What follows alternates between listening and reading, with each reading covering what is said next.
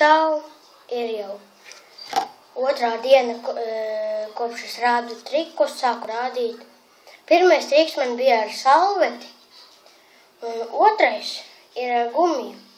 Un šo triku es atklāšu. No sākuma mēs viņu uzvērpjam pirksta, šādi, apmēram šādi, ja? Un mierīgi mēs tā pakustinām, un viņš, tā gumija pārlec.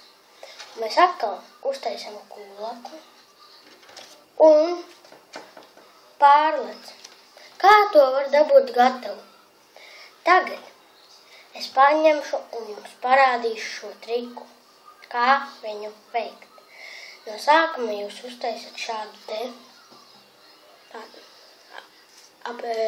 diviem pirkstiem divas reizes apvies gumiju.